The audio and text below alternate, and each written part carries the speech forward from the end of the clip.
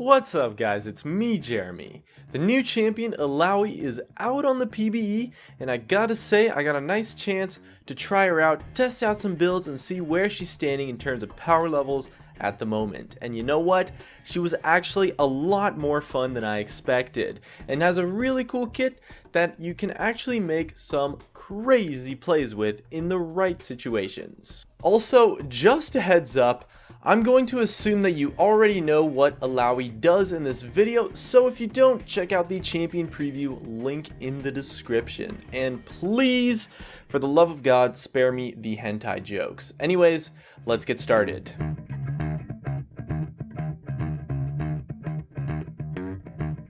Illaoi's a champion that is shaping up to be a solo laner. Now Riot's marketing her as sort of a top laner, but I actually had a fairly reasonable amount of success with her in the mid lane as well.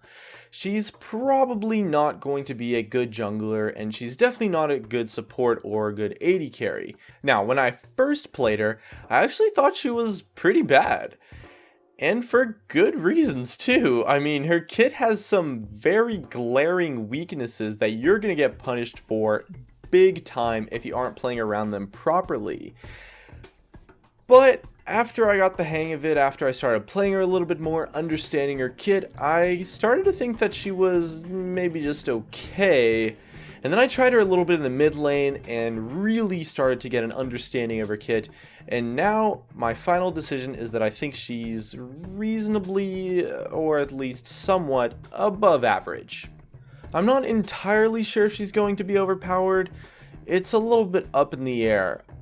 But one thing that I did discover is that if you are facing against an Illaoi and you have no idea what her kit does, you are going to get totally dumpstered. Man, it's crazy. And it's mostly because her kit has a lot of small nuances and quirks and stuff that are really going to wreck you if you aren't expecting them, because they can pull out a lot of hidden power seemingly out of nowhere if you don't understand the way her kit works. So to anyone facing her who doesn't know what she does and doesn't know how to play against her, doesn't know what to do, you're definitely going to think that she's overpowered for sure.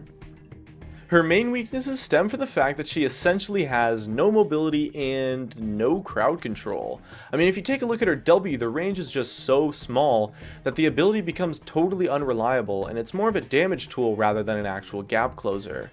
And the slow on the E it exists, but you're never really going to be able to proc it properly unless the opponent walks out of range, and by that time they're going to be far away from you. So both her mobility and crowd control, yes, they are in her kit, but they're completely unreliable and honestly just non-existent in a large majority of situations. And so this leaves her with a kit that has a total lack of versatility, and it doesn't really have too many options to choose in terms of your playstyle. It makes her super bad at chasing and also pretty bad at kiting or escaping, and that's something that you really have to get used to if you want to play her.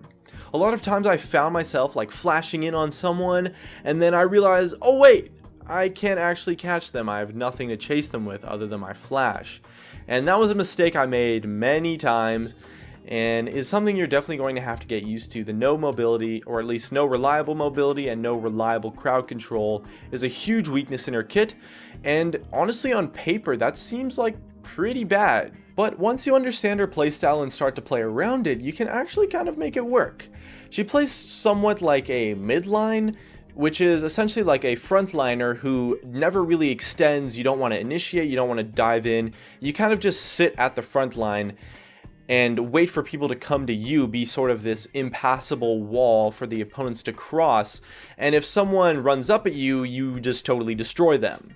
Whenever you hit an opponent with a tentacle, you restore 5% missing HP, but the thing is, with her ultimate, you can proc 4 tentacles just about every 2 or maybe 3 seconds, so you can proc those heals over and over again in a fight and heal for crazy amounts. It's ridiculous. And if someone ever uses their mobility to jump in on you and brawl it out in melee range, it's a super easy fight to win.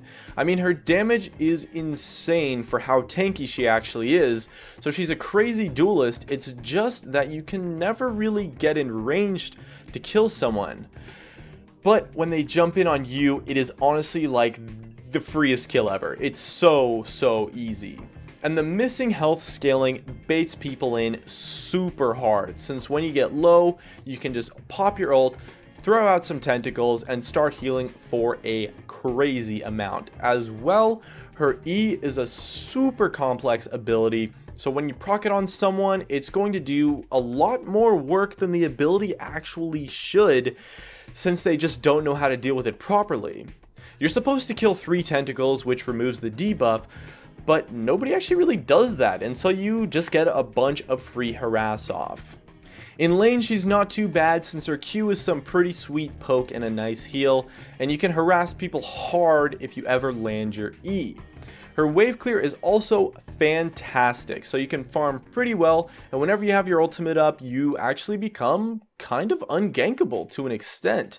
I mean, if someone tries to jump in on you, you can just 2v1 them, just straight up 2v1 them from full health. Her ultimate is a crazy strong ability, but only if you actually get a chance to brawl it out with your opponents in melee range. And her mana costs are actually pretty small too, so you can use your abilities a lot in lane as well, and overall she definitely plays to that of what is essentially a juggernaut. And it's worth noting as well that Steric's Gauge is a crazy powerful item on her, since the shield works so well with that missing HP scaling, because you get low, you proc the shield, you proc that sustain, that health regen, and you just outplay people like crazy. It baits people so hard. And once you get a lead, you can honestly start winning like 1v3s, like just straight up. It's insane. And she becomes so crazy powerful and so hard to kill. But she definitely does lack versatility, giving her a fairly one-dimensional playstyle of hoping that your opponents kind of just come to you, and that makes her almost completely useless if you fall behind, and it makes it tough for her to do anything in the jungle or support roles. She has trouble versus anyone who can kite her reliably, and versus hypermobile duelists who can outplay her easily as well when it comes to the laning phase too. All of her tentacle attacks are dodgeable, so if you face someone who is hypermobile and has pretty good mechanics, it can be pretty tough to come out ahead. But if you're facing against a champion that has a one-dimensional mobility, like they just jump in and they can't jump out, it's not actually that hard. You just have to bait them to jump in on you and waste their mobility to close the gap on you, and then you can outplay them with your massive heals and damage. The biggest thing that surprised me about Illaoi was honestly just how easy it was to bait people in to jump in on you when you're at mid or even low health.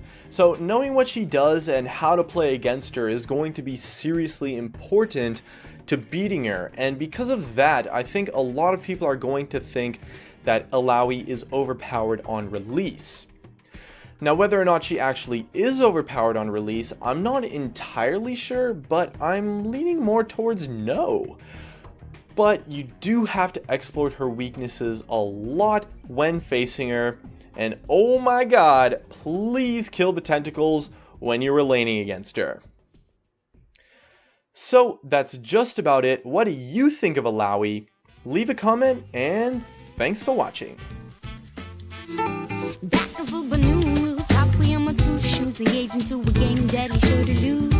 Major symptomatic flaws due to twisting, gutter flips and bats and forth and it's time. I know it takes some money, those of paper. Keep in mind we just skip the ship well far along the way. Divine